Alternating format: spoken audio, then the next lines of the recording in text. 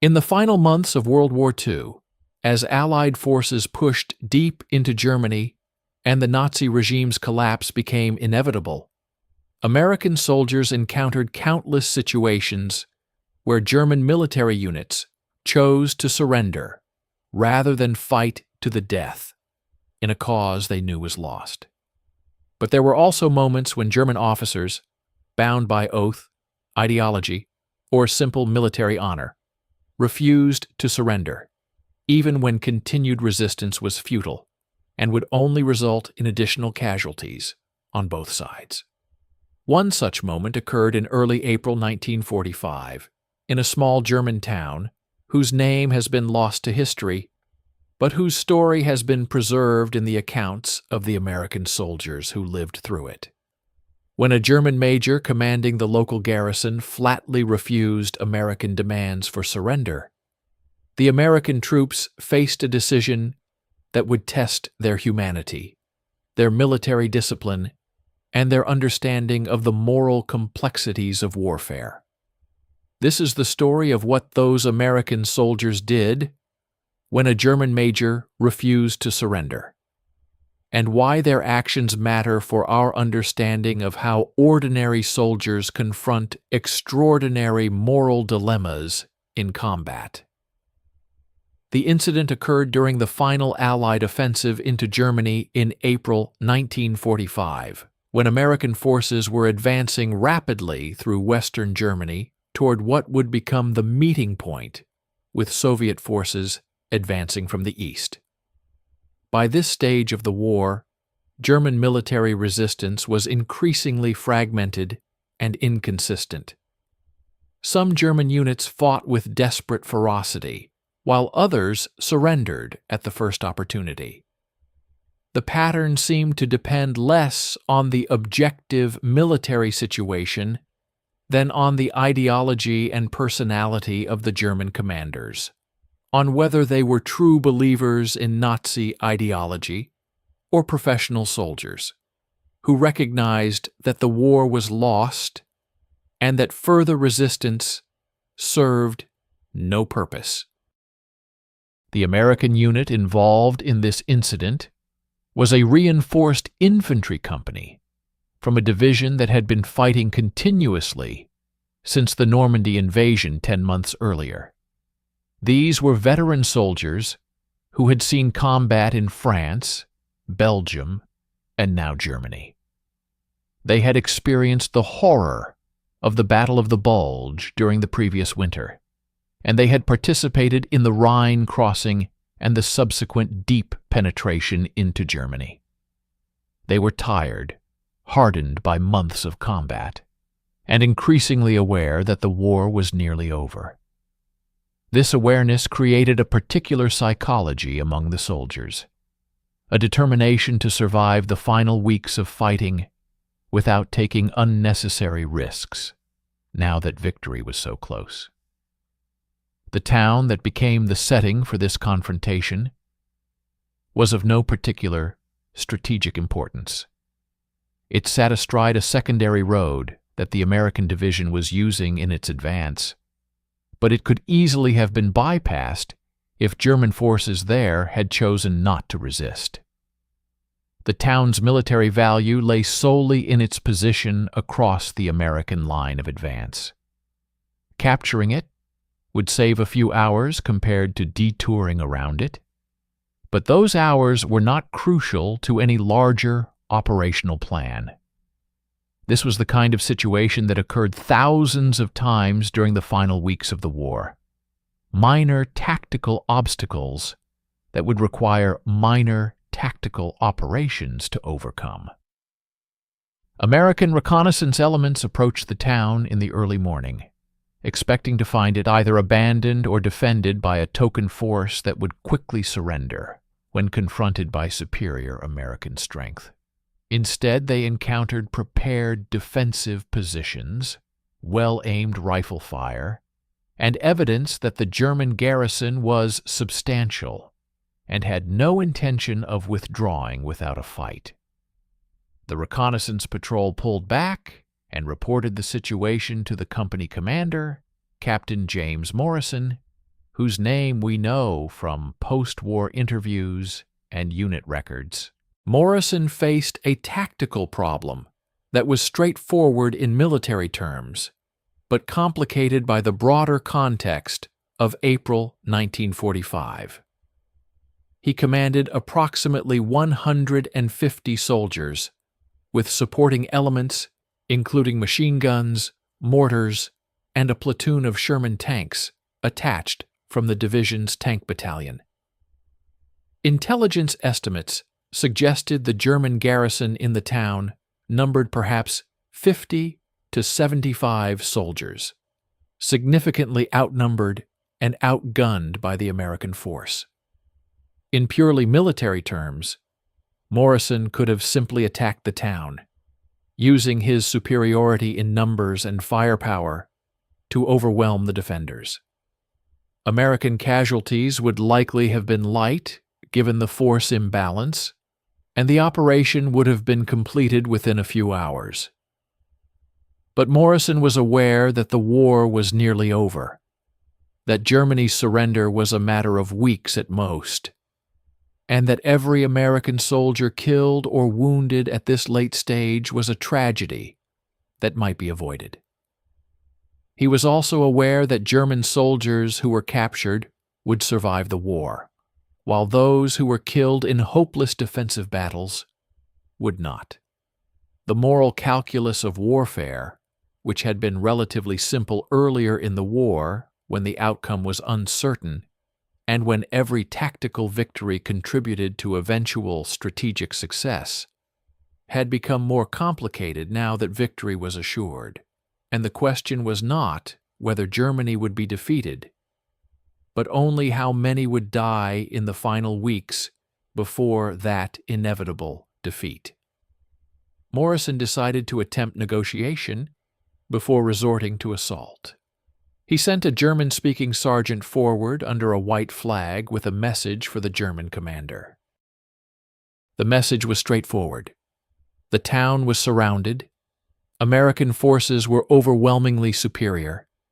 German defeat was inevitable, and Morrison offered the German commander the opportunity to surrender with honor, guaranteeing that German soldiers who laid down their arms would be treated as prisoners of war according to the Geneva Conventions.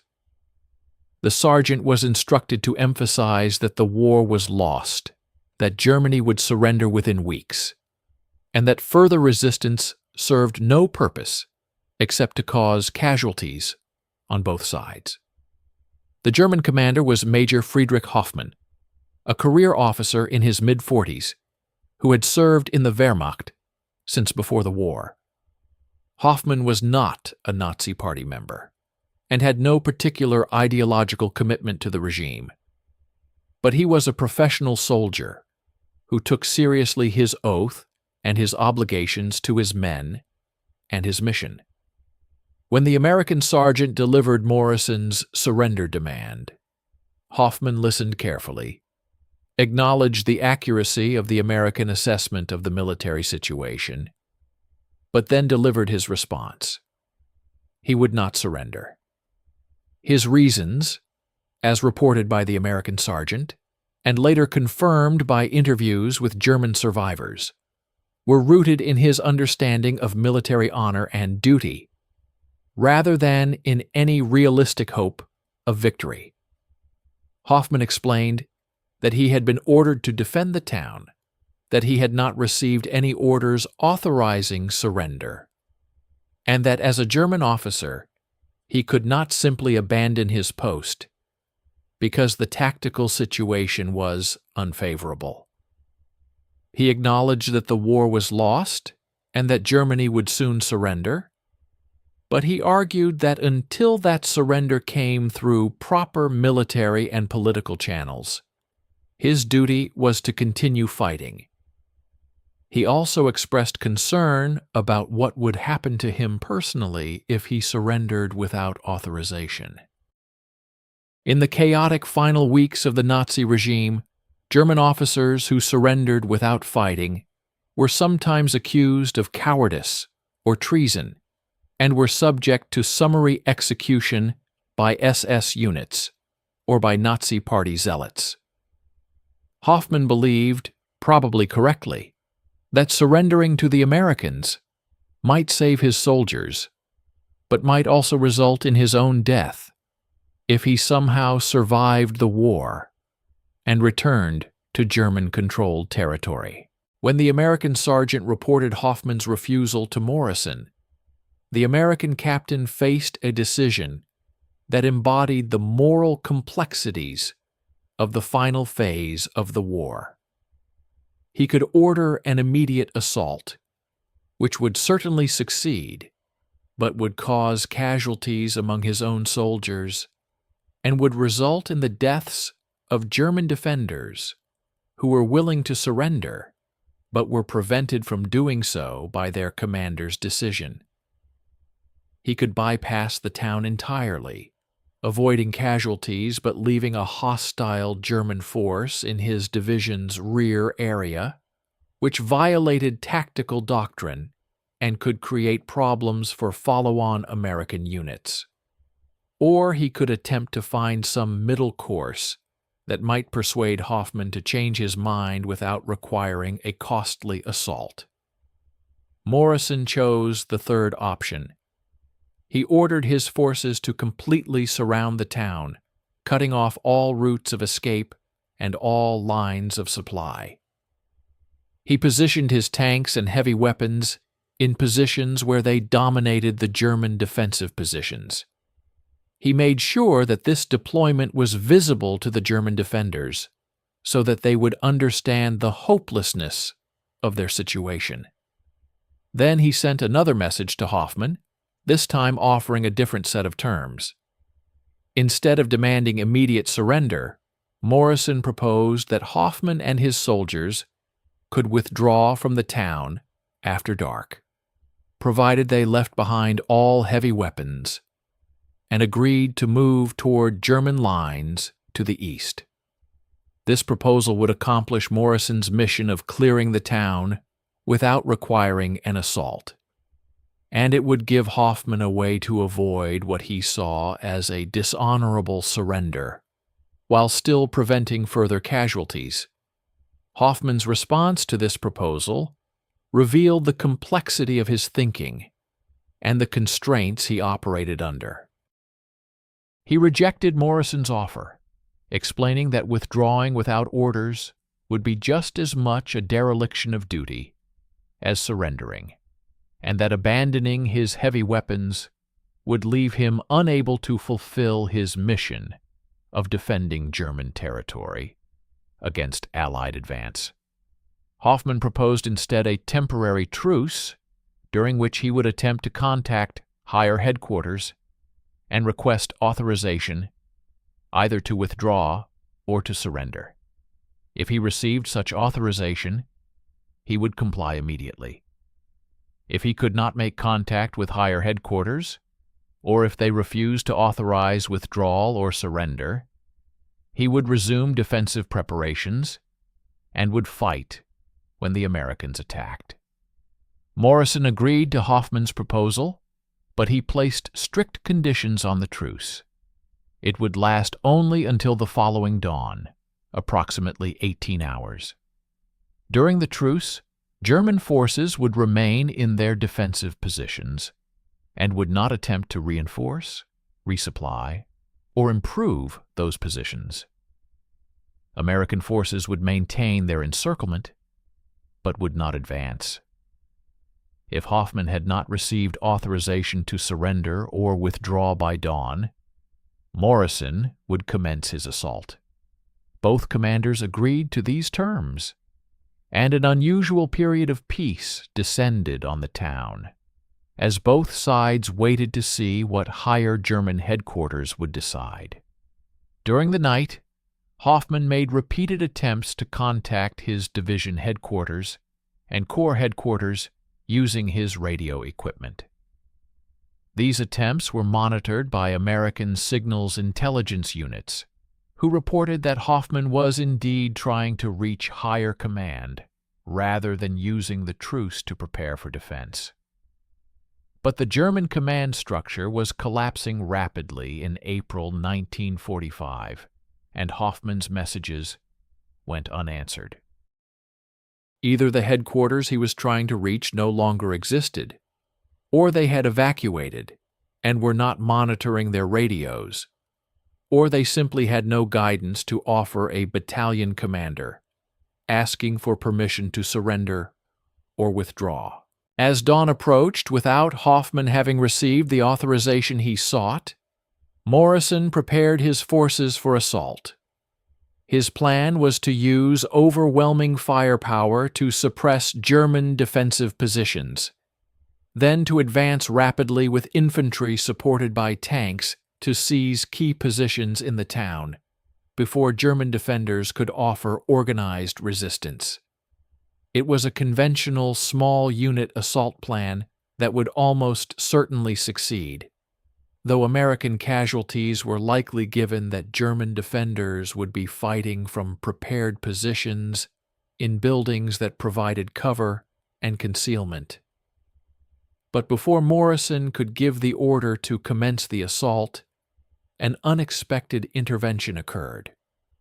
Several of Hoffman's junior officers and non-commissioned officers came forward under a white flag and requested to speak with Morrison. These German soldiers, who had heard about Hoffman's refusal to surrender and about Morrison's ultimatum, believed that their commander was sacrificing their lives for no valid military purpose. They reported that the majority of German soldiers in the garrison wanted to surrender, that they recognized the war was lost and saw no purpose in dying in a futile defensive battle, but that they would follow Hoffman's orders and fight if ordered to do so, because that was their duty as soldiers. The German junior officers who approached Morrison asked him to give them time to persuade Hoffman to change his mind. They believed that Hoffman was acting from a sense of military honor and duty, rather than from Nazi fanaticism, and they thought that if they could present him with a solution that preserved his honor while allowing surrender, he might accept it.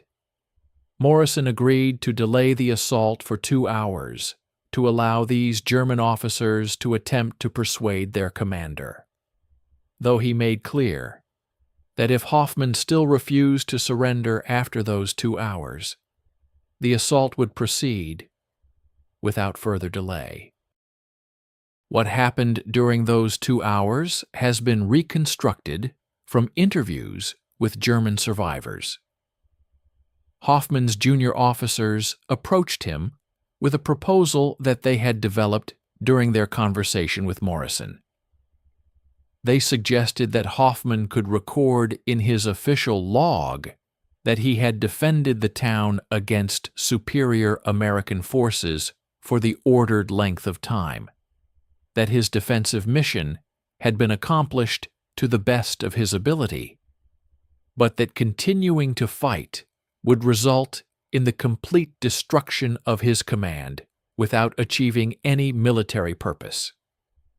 They argued that under these circumstances, military regulations allowed for surrender to preserve the lives of his soldiers, and that such a surrender would not constitute a violation of his oath or his duty. Hoffman initially rejected this argument, maintaining that he had explicit orders to defend the town, and that those orders did not include provisions for surrender. But his subordinates persisted, and gradually they shifted the terms of the discussion. They pointed out that Hoffman's primary duty as a commander was to his soldiers, and that ordering them to fight to the death in a hopeless situation when surrender was available was itself a violation of his obligations as an officer. They noted that the Geneva Conventions required commanders to consider the welfare of their troops when making decisions about continued resistance versus surrender.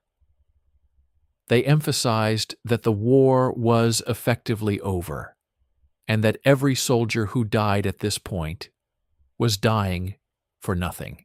The argument that finally persuaded Hoffman was not about military regulations or international law, but about personal responsibility. One of his officers told him that if Hoffman ordered them to fight, and if they died in the subsequent battle, their deaths would be his responsibility, and he would have to live with the knowledge that he had sacrificed his men's lives for no purpose except his own concept of honor. This argument struck home because Hoffman was genuinely concerned about his soldiers and had always taken seriously his responsibility for their welfare. The idea that his insistence on fighting was actually a betrayal of his duty to his men rather than a fulfillment of it reframed his understanding of the situation. After approximately 90 minutes of discussion with his officers, Hoffman agreed to surrender. He imposed conditions that preserved his sense of honor. He would formally surrender to an American officer of at least equal rank. The surrender would be documented as occurring after determined resistance, and German soldiers would be permitted to retain personal equipment and would be guaranteed treatment as prisoners of war under the Geneva Conventions. Morrison accepted all of these conditions, and the surrender was arranged. The actual surrender ceremony was brief and dignified. Hoffman, in dress uniform, met Morrison at the entrance to the town.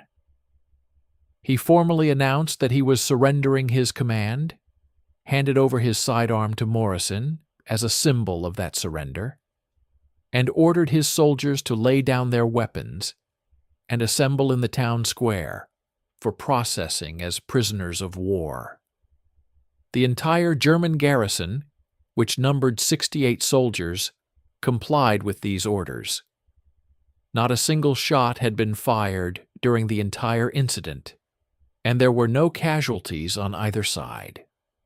Morrison's handling of this situation was later cited in his division's after-action reports as an example of effective leadership and tactical judgment. He had accomplished his mission of clearing the town without sustaining any casualties. He had taken a significant number of prisoners, and he had demonstrated that American forces were willing to offer humane treatment to German soldiers who surrendered. The incident was also noted in reports sent to higher headquarters as evidence that many German soldiers were ready to surrender if given reasonable opportunities to do so, and that negotiation could sometimes achieve objectives more efficiently than combat operations. For the German soldiers who surrendered that morning, Morrison's patience and his willingness to negotiate probably saved their lives. If Morrison had immediately assaulted the town when Hoffman first refused to surrender, many of the German defenders would likely have been killed or wounded. Instead, all 68 survived the war and eventually returned to their homes in Germany. Hoffman himself spent the remainder of the war in an American POW camp and was repatriated to Germany in 1946. In post-war interviews, he expressed gratitude for Morrison's handling of the situation and acknowledged that his initial refusal to surrender had been motivated more by confusion about his obligations than by any realistic military calculation. The incident raises important questions about the ethics of surrender and resistance in the final stages of a lost war. From a purely military perspective, Hoffman's initial refusal to surrender was irrational. His force was outnumbered and outgunned.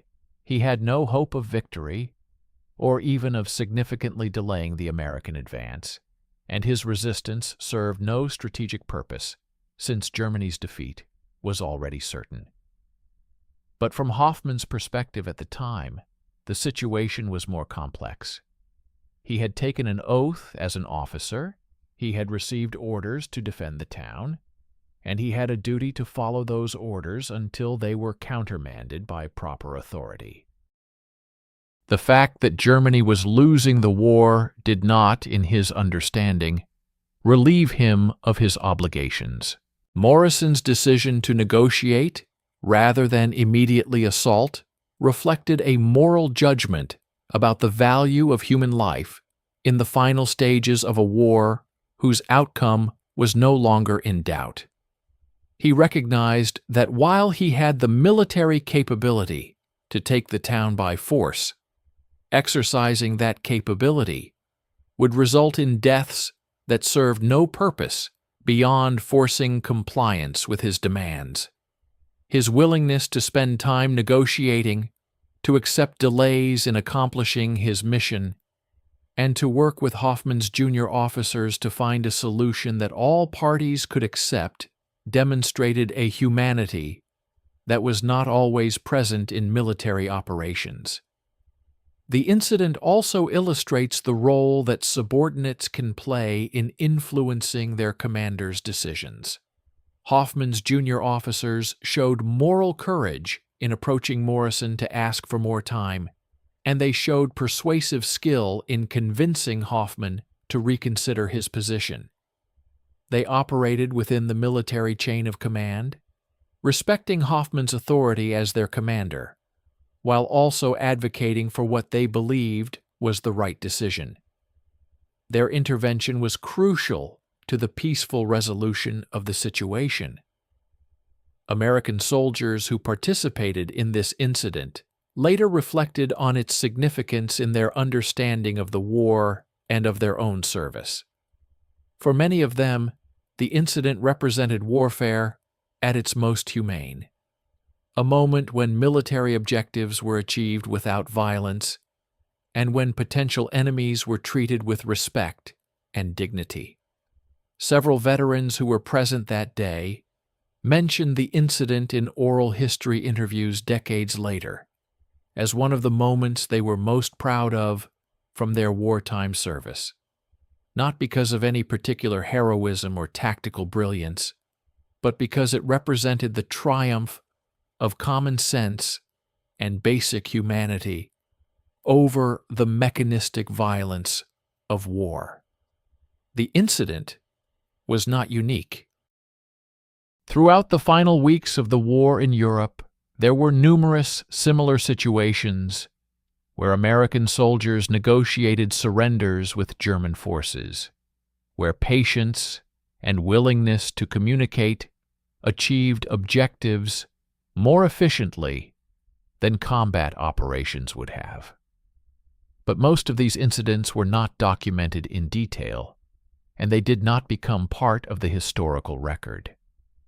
The surrender in this unnamed German town in April 1945 survived in memory because of the unusual circumstances of Hoffman's initial refusal, the extended negotiation that followed, and the intervention of his junior officers to persuade him to change his mind.